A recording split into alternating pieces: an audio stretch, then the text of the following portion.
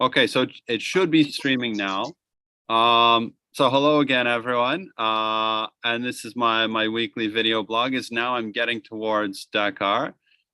This week I have a special guest, well, a special number of guests. I have a whole class from Gymnasium Pericin in Serbia with my friend Borko and Anna. And this is a group who I talked about places I've traveled in the fall when I visited them. So now it's great to have them along while I'm actually traveling somewhere new and to tell about that. So welcome again, everyone. It's good to be back in Perichin while I'm also in Senegal. Um, so I'll show a couple of pictures just to explain some of the places I've been the last week. And as I mentioned before, please interrupt if you have any questions, anything you want to ask or anything you want me to like explain in more detail. Just starting with a map that's like just a screenshot from Google Maps showing this part of Africa to explain where I've been on this trip. So I took a plane to Tangier, which is in the northern part of Morocco, just across the Gibraltar Strait from Spain over here. And that was at the end of January. And since then, I've been biking down through Morocco, through Mauritania to Senegal here. So it's taken about 2 months. I've tried to visit a number of schools along the way. Not everywhere is as welcome as ever I've been in Europe. And certainly, like Serbia is one of the most welcoming countries I've been to, which is one of the reasons I keep coming back to see you guys. Morocco was a bit complicated.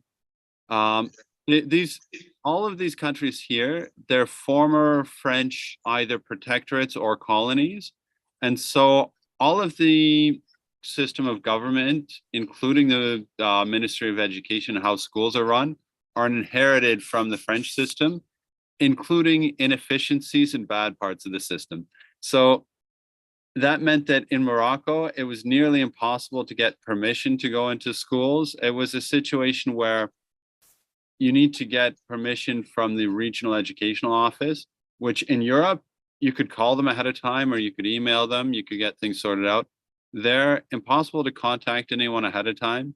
And once you show up, it takes several weeks. And by several weeks, like I'd want to be in the next region, if not the next country. So that was difficult. Mauritania was a lot more welcoming, but a lot of the kids or teachers didn't speak English or French, like, or I also speak Italian and Spanish, but that's not relevant usually in schools outside of Spanish speaking countries or outside of Italy. Um, but like in most of the countries here, I've been able to speak French, and either the kids have understood or the teachers would translate. In Mauritania, that was a lot harder. So I was in a couple of schools there, but also a lot of international schools. And then Senegal was the first country where, like, really every day I've been in different schools. Like last week, I was in 6 different schools. Um, and so, kind of more interesting things happening there to be able to share experiments. And so, a lot of the photos will be both of places I've seen, like this is the fishing port in St. Louis, and of schools I've been to. Um, and sometimes of nice things like the boats are nice, sometimes of like how it's dirty and there's cows grazing amongst garbage and tires next to the river, or like goats eating garbage, things like that. Oh yeah, and I was on the local radio in St. Louis as well at an education program. uh an interesting wildlife, like I got into Senegal, across the Senegal River. Vegetation is completely different. Like the Mauritania side, it was desert. And here there's things like monkeys and snakes and warthogs, things like that. We'll see if this video loads, but this is a monkey that started climbing on my bike. And I thought, oh, that's cute. I'll take some photos, I'll take some videos. But then he started kind of like biting at my bike seat. And I realized if I didn't stop it, I might have a hole in my bike seat for the rest of the trip. And so I put an end to that. It doesn't look like the video wants to load, but I mean, it's just, oh, maybe it does. It's just a monkey chewing on a bike seat. No, okay. You don't get to see a monkey chewing on my bike seat. some wetlands, and shade was very welcoming. So actually, I'll skip all the way back to the map of Africa.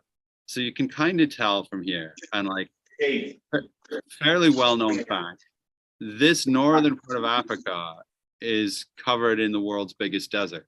And by the coast, it's a little less dry, but it's still pretty dry. And like in this whole zone here, it was over 1,000 kilometers with no trees that were big enough to get shade under.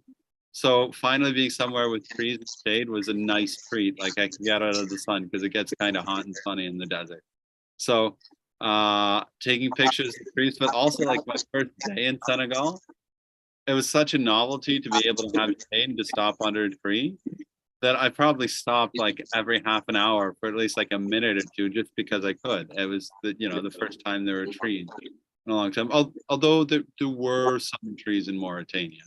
It was just often I would need to walk through deep sand to get to the tree, and then it would be like spiky and pointy and not particularly pleasant. Lots of garbage. Nice places to camp. And schools. And you'll see like in some of these photos, you can't really see what I'm doing here, what the students are doing. They're about to copy an experiment on the Bernoulli effect, which I forgot to show the other group. I'll show you guys as soon as I finish showing photos. But they're not doing the experiment. And I'm not doing an experiment there. And I'm just writing on the board there. And I realized the teacher I asked to take photos took it at the most boring times. And my theory is when anything interesting was happening, hopefully they were interested in what was happening and then forgot to take photos. And it was only when they got bored, they took photos. But as a result, I only have photos of boring parts of a lesson. More road, more road. And another fishing village in the small town of Longpool-sur-Mer, where I was at the middle school on Saturday.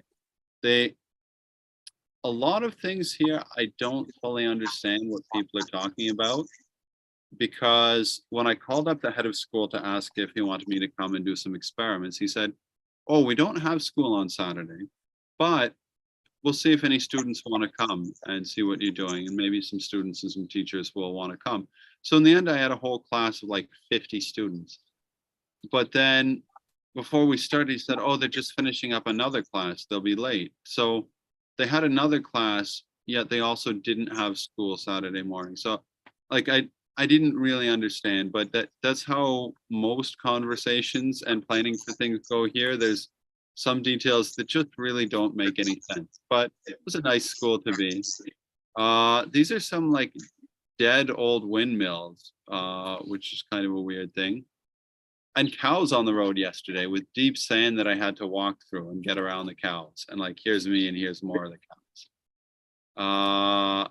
Another classroom. This one is actually with me showing an experiment, though it's not in action. Resonant pendulums. And one for measuring the speed of sound with headphones and like a mobile phone. That's the Bernoulli effect one again, so don't let me forget to show it to you once I finish the photos. That was the people watching this one. So you don't see it from this photo, but like they managed to fit well over 100 students into that room. And here, this is the lake I'm next to, which I would have showed behind me like the whole time I was talking, but you can see, you don't really see my face at all. And so I figured it's more interesting if you can see my face rather than just like the brightly lit lake. But it's supposedly a really nice lake. I mean, Right now. It's nice that it is a lake, but other than that, I wouldn't say it has much going for it. So that's kind of where I've been this past week and what I've been up to. I said before I forget, I'm going to show you at least one experiment, but your questions can be to show other experiments too, and I can pull stuff out of my bag. So this one, and if I showed you already in the fall, let me know. But I'm going to take two pieces of paper. I'm going to hold them in front of my face, and I'm going to blow between the pieces of paper. But before I do, I want everyone to raise their hand and predict what will happen. One of three things will happen. Either they'll stick together, they'll blow apart, or they'll just stay straight and nothing will happen. That's it. And so Who thinks they'll stick together? Put up your hand. Who thinks that they will get together when he starts blowing? Huh? So it looks like one person at the back, and there might be other people not on camera who think so. Who thinks they'll stay straight? Two guys. Guys, who thinks they'll come apart? 5 or 6, 7. And it seems like most people, including like the two girls up front, think something completely different will happen because I didn't see their hands up at all. Indecisive. Okay, well, let's see. And this is something you can easily repeat. Like I assume you all have paper.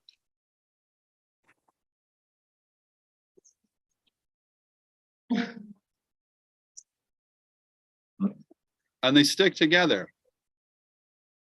And that's a demonstration of something called the Bernoulli effect. And all it says is that air that's moving, or more generally, any fluid that's moving, so it could be water, could be any gas or liquid, but a moving liquid, a moving fluid will have a lower pressure than when it's not moving. So when I blow, my breath is moving, the air outside of the page isn't moving, and it pushes the pages together.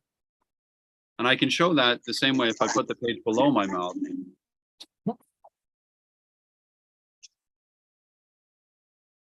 And the paper is blown upwards by my breath, again, because there's a lower pressure above it than below. So that's a simple demonstration of the Bernoulli effect.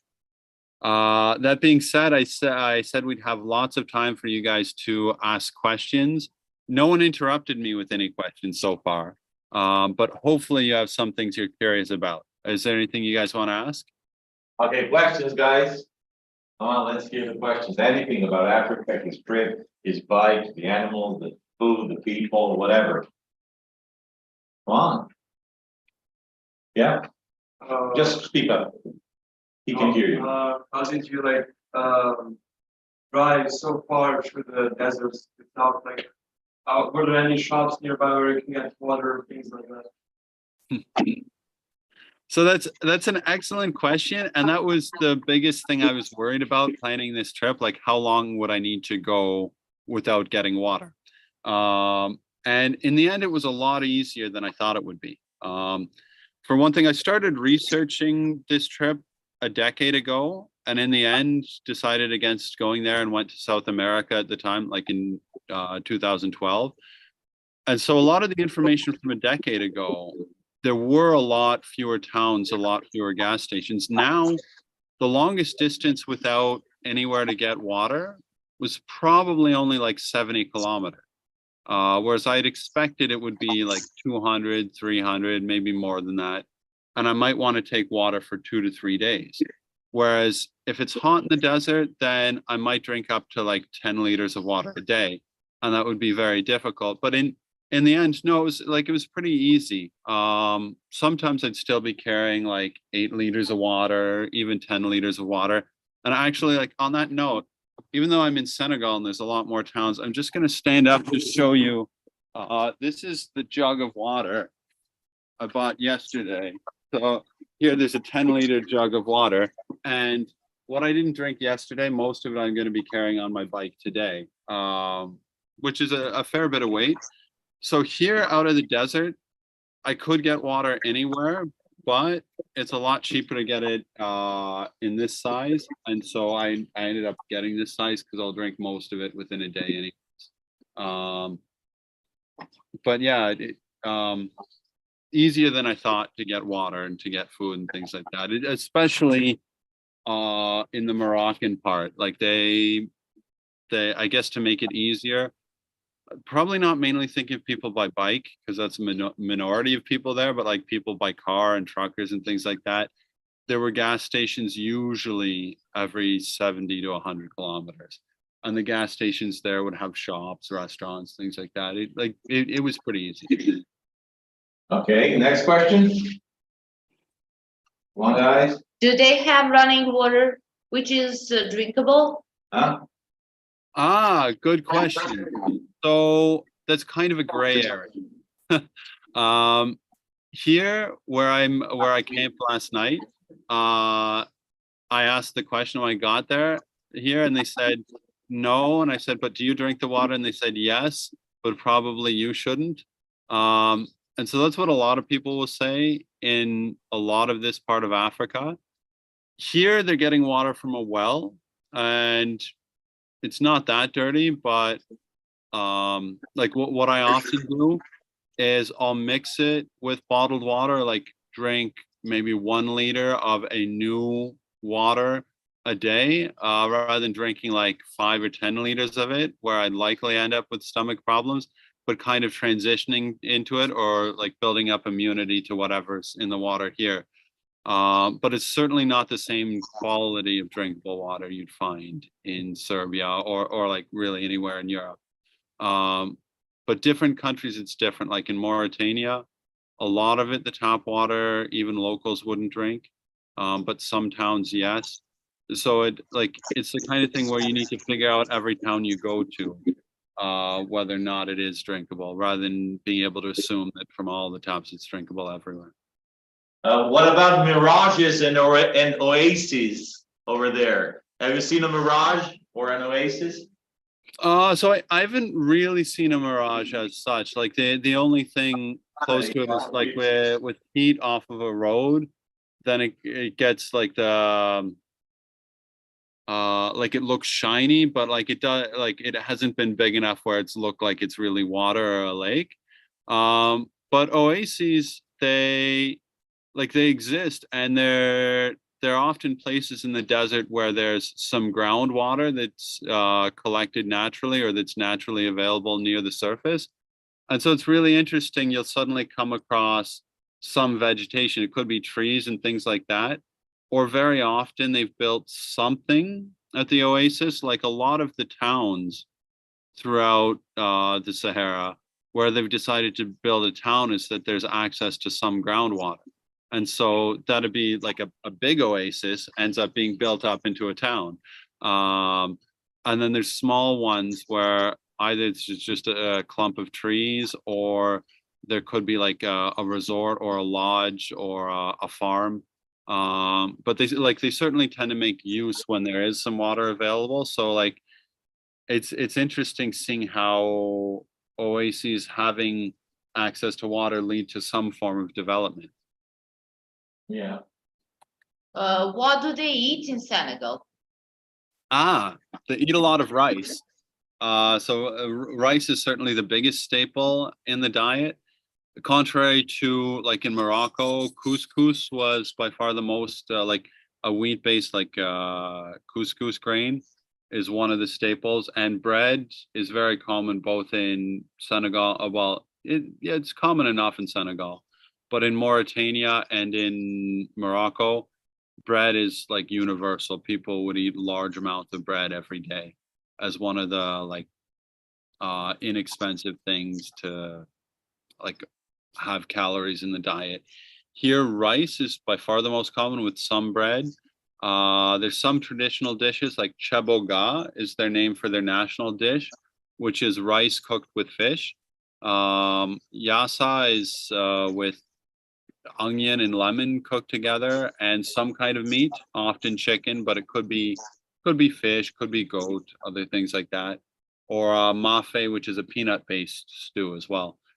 So those are the most common things here, but it's been hard to find things to eat for a lot of the day because they're celebrating Ramadan here. So most people in Senegal are Muslim, and Ramadan is their holy month where they fast between sunrise and sunset, which means that it can be kind of tricky to get any food in the middle of the day. So it's worth buying food early. Like a couple of days, it was even hard to find bread and to be able to like eat something. But then when I got used to it and like to plan, if I pass a town that has a bakery, buy food because I won't know when the next opportunity is to get food. So that like there hasn't been a huge amount of food available during the daytime, but in the evening, then I've certainly been having some Senegalese food. Any major issues with your bike on your trip? That's a good question. Nothing major, luckily. Always a number of minor things, but one of the things before this trip, unlike most trips I'll do in Europe, like most trips I'll do in Europe, if something needs fixing on my bike before I leave, I'll fix it. But if something's getting old, I'll just use it till it fully breaks, and then I know how to fix it. I know I'll be able to find a bike shop. But going across the Sahara, like there was a zone of at least 1,000 kilometers, if not 2,000 or more kilometers, where there weren't really any bike shops or like bike parts available.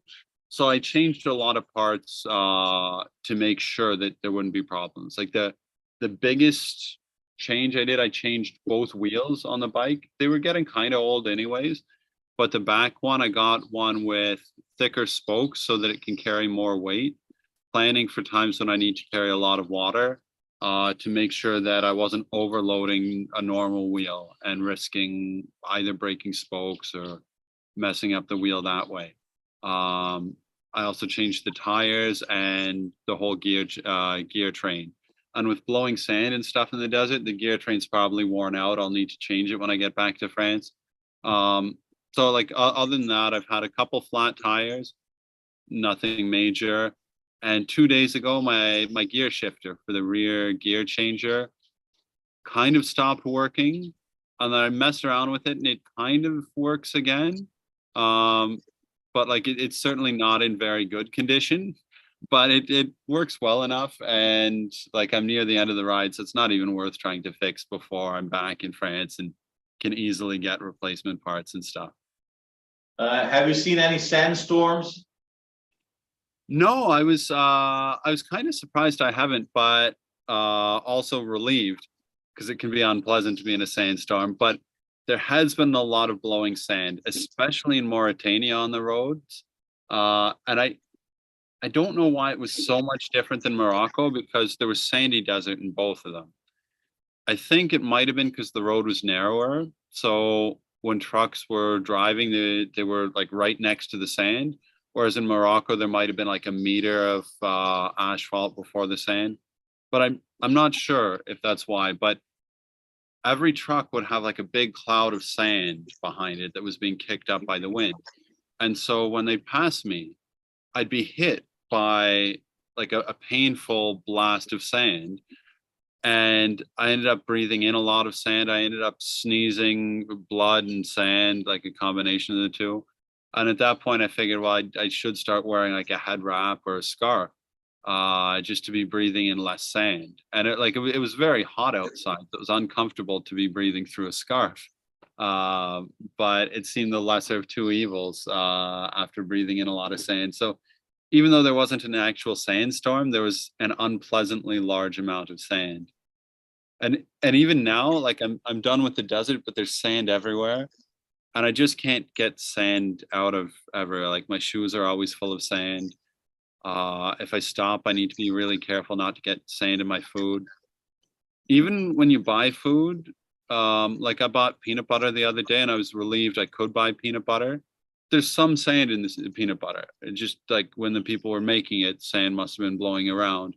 And so it's like it's often that you'll have sand in food, or like sometimes sand is blown onto like bread, and I've had sandy bread, but at least once there was sand in the bread as well. I mean, I guess it was blowing around in the bakery. They should be more careful from that, but already like food standards aren't the same as they are in Europe. And so I guess not putting sand in food you're selling to people isn't quite at the same standard. So like it gets tiring having like food that's crunchy with sand fairly consistently.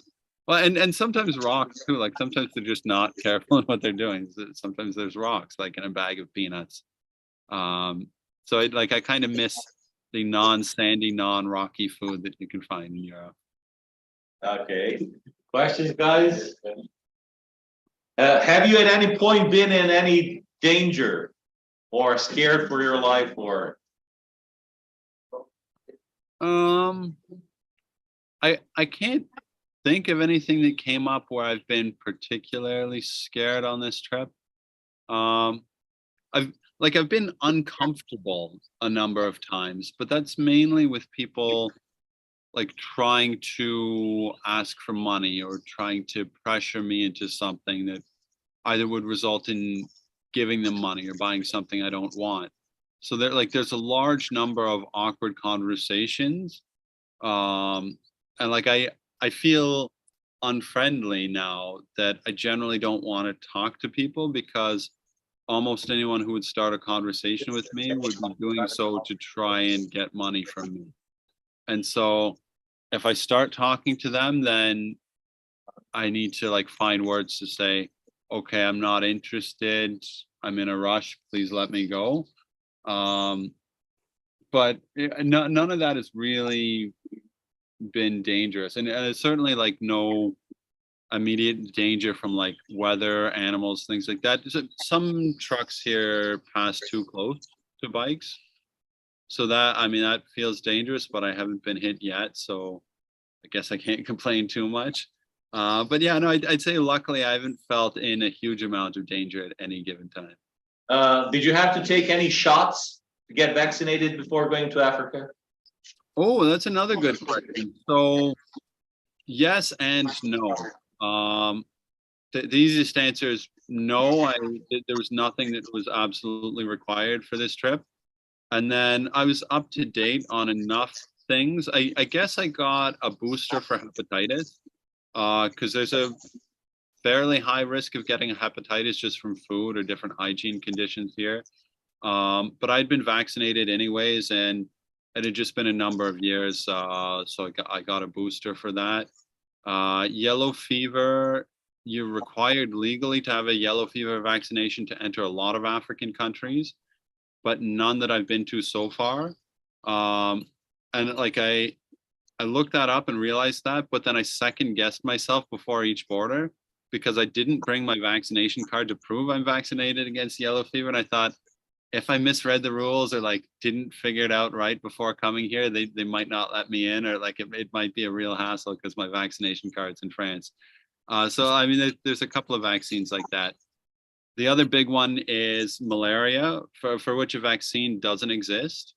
And there's two different kind of contrasting approaches to it.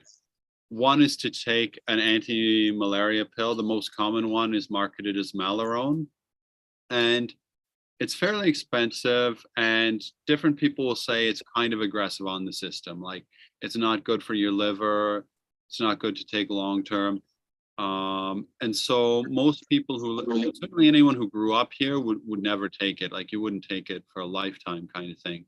But most people who live here long term, even if they're from Europe, they wouldn't take it because of the risk of side effects and because of the cost of it. And so like for those reasons, if people who are here and spending a lot of time here don't take it, then I haven't taken it either. This is now my 8th time in Africa and I still haven't gotten malaria yet. So I'd figure like 8 times out of 8, and like if I get it now, then it'll be like 1 time out of 8 I get it, but still worthwhile not taking something that could be bad for me for the risk of like if I haven't seemed to need it. But like, so mosquitoes which transmit malaria, they're a bit of a risk, and it's worth reducing the risk of getting bit. It also helps. I grew up in Canada, and when I was a kid, I used to spend summers in the forest, and there were huge amounts of mosquitoes. And by the time I was working like as a camp counselor, as a canoe trip guide, then those of us working there, we wouldn't bother using bug spray because you'd go through so much of it and they'd end up biting you anyways. We just get bit enough times early in the summer, our bodies would become immune to reacting. And so like since then, I still don't have much of a reaction to mosquito bites. Like they don't bug me much. And speaking with researchers at the Pasteur Institute working on malaria, like I didn't seek them out for that. They were parents of students of mine in Paris. They were explaining that when a mosquito bites you, the likelihood of getting a parasite from it is related to the amount of blood your body sends to the bite spot. And if it's swelling up and you're reacting a lot to a mosquito, you're sending a lot of blood there. So you're a lot more likely to contract any parasite that might be in the mosquito, including malaria. Whereas if you have very little reaction, then it's not unlikely whatever was in the mosquito might remain localized in the skin because you're not having a lot of blood flow through that area. And so from that, I would tend to think I'm not at a super high risk for getting malaria, but I mean, there still is definitely a non-zero risk. And like, there were mosquitoes where I was here last night, and I did get bit a couple of times. So hopefully I didn't get malaria. I don't think I did, but like, that's definitely a concern for people traveling to this part of the world. What do you have to say to those who thinks that camels are cute? Yeah, if you're not too close to them. Camels smell really bad, and they when they're like grazing in the desert, there are some areas of the desert with plants. It's not completely devoid of plants. So often they'll leave camels just like in an area to eat what they can find. They seem pretty calm and they're not doing much. But when people are like herding them, when they're riding them, when they're in a truck, like there were a lot of camels people had on trucks in the desert. I don't know where they were taking them and why they couldn't just walk. I guess they were going far. But there they make all kinds of like awful noises. And like I've camped where there were camels nearby and been kept up by the awful noises of camels.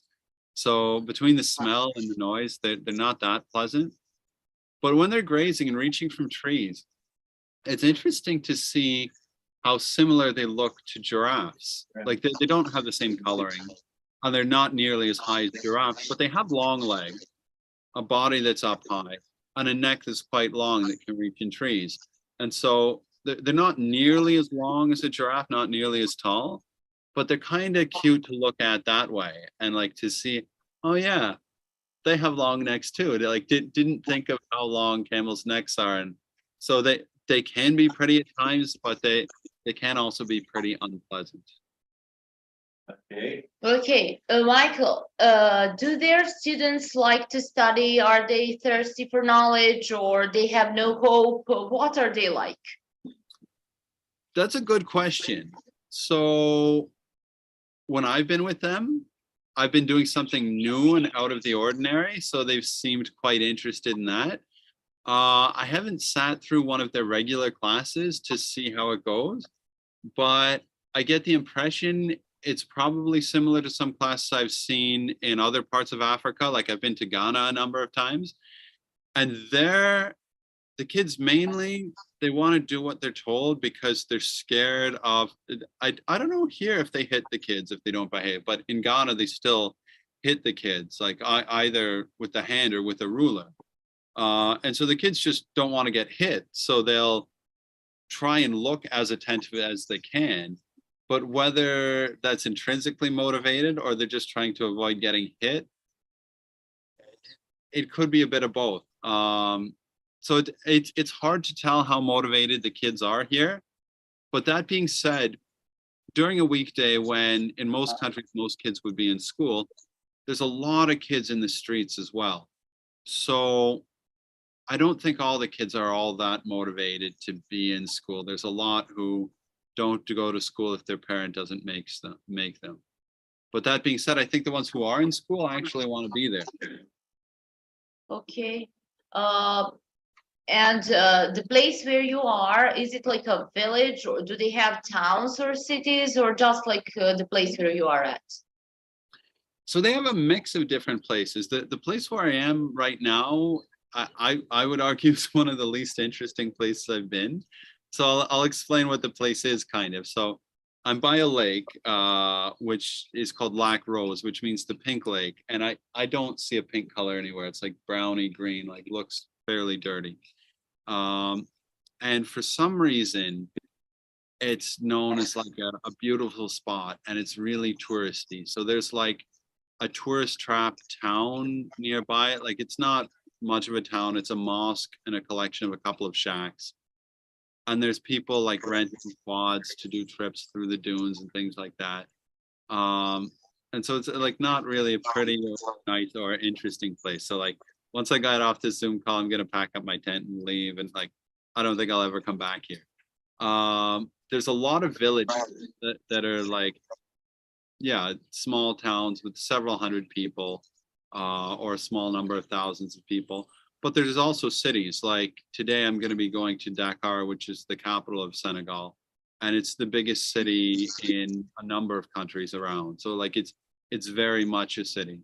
So there's a bit of everything, but one thing that's very different than Europe with small towns here, they usually will only have one paved road, which is the main road, like that just goes through the town because it goes between bigger places and they paved that. But then other roads will either be dirt or more likely sand. And on a bike, it's really hard to get through sand. So in villages and things like that, it can be really exhausting getting around when I have my bike. So either I might leave it by the road and walk somewhere, or often I'd need to push the bike through the sand because it's too deep to ride. So villages are very different from cities in that at least a larger city, a lot of the streets would be paved, and it's so much easier to get around when there's paved streets. Okay. Do you have any questions? Are they optimistic, pessimistic? What's your impression? Are they happy? Are they satisfied with the little they have?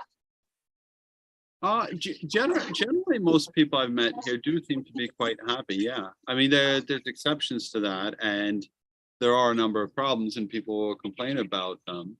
But yeah, like generally, people tend to smile a lot. They tend to laugh and have like joyful, happy interactions with each other. It's not like it's perfect, but yeah, people in general, I'd say they appear to be happy. And how do children spend time together? How do they have fun? Do they play with the ball? How they entertain themselves? There's a number of different things.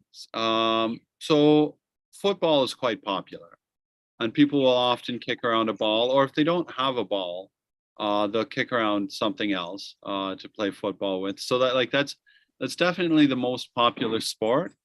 Although in the afternoon it gets pretty hot, so also like just sitting in the shade seems to be a common thing. And one of the unpleasant things, and I was mentioning to the other class, it's very common for kids to beg for money or to ask for money, or even if they're not asking for money, to yell out white guy, like when they see someone who's white going through in the local language, which is tubab, the word for that. But most villages I'll go through, just like from all sides at any given time, I'll hear chants tubab, tubab. And then if I'm close to any that are near the road, they'll often stand up from where they're standing in the shade, then come out with their hand out and ask for money or ask for a ball. I presume like a football so they can play football, or ask for gifts. In Mauritania, it was more common kids would ask for a gift. Here, it's more common that they ask for money.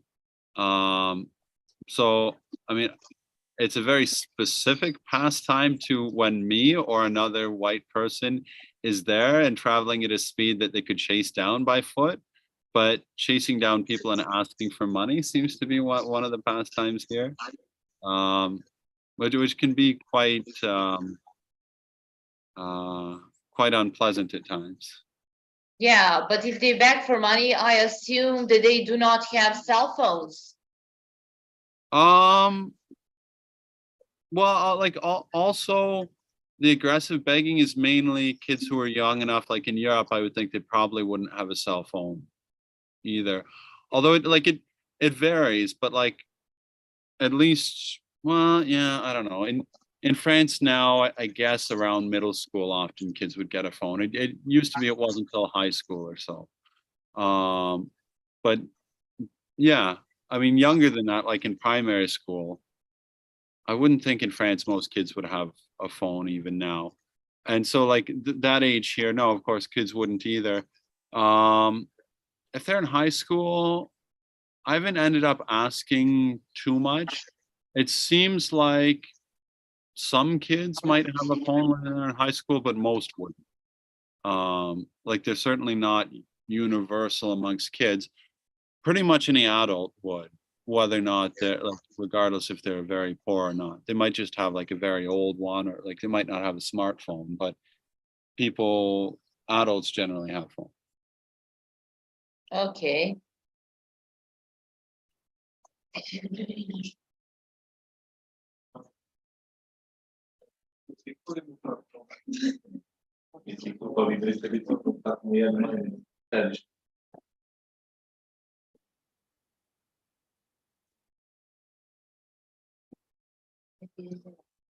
There's nothing else anyone's curious about? Looks like it's higher when you bike so much through the desert. You like have to stop somewhere in towns to like get rest and with it. So it depends on, I mean, not just the country, but like the part of the country. So, where I'd stop to rest, now that I'm in Senegal, when possible, I avoid stopping in a town or a village to rest, just because anytime I'm in a town, I'm nonstop approached by different people. And either kids directly asking for money, or adults who just want to talk to me, but then they end up saying, well, they'd really appreciate if I could help them out with some money so they could travel to France like I've traveled here. But like it often takes several minutes to get to that. But just like it's not restful if there's always people coming up to me asking for something. So I'll avoid stopping in towns and villages to rest. And I'll only, or I'll almost only stop somewhere in the countryside, like where I can find a tree. And ideally, if it's a little bit back or hidden from the road, so people won't come off the road to ask me for money. Although if there's not that many people on foot at that part of the road, then it's not that big of a problem. So I mean, that's Senegal. Mauritania and Morocco were a lot more sparsely populated. Certainly in Morocco, in towns, wasn't so exhausting like that. Occasionally someone would ask for money, but like it wasn't nonstop or as aggressive. So I'd often stop in a town like for shade, or even like there were a lot of like cafes and restaurants that were quite cheap, like to get a pot of tea and several cups of tea, and you could sit drinking for a while in the shade. It'd be roughly €1. And so like often I do that in Morocco because that was relaxing. And if if you're sitting at a table, it can be more relaxing than sitting on the ground. And generally fewer people will come ask you for things. If you're like at a table in a cafe, and like the people running the cafe might shoo people away if they come ask you for stuff. In Senegal, it's not really an option because it's Ramadan right now. So even when there are cafes, which they're not as common anyways, here, even when there are ones, they're not open between sunrise and sunset because no one here is eating or drinking in the middle of the day. So yeah, like mainly looking for a tree somewhere outside of town is where I try and find a rest here. And due to water shortage, do you have a place where to have a shower? Where do they have the shower? So it depends. Here I'm at a like campground by the lake, and there's a shower, so I was able to shower last night, and it's running water and it falls above. It's not heated. So like it would be nicer if the water was warm, but it's not that cold here, so it's fine. But in a lot of places it'll be limited to like a bucket with a cup, and then you use the cup to put water on you. Yeah, like there's been a number of places I've stayed like that. Or if I'm camping on my own, like in the desert, and it'll only be what water I've taken with me. So you get used to being able to rinse off with only a liter or two of water. It's not nearly as nice as showering, but it's still possible. Okay, so the class is over, Mike. And thank you for your generosity. Thank you for everything, for your experience. It's my pleasure. Great to see you again. Yeah, those were all my questions. If you were listening, that was me. Bye.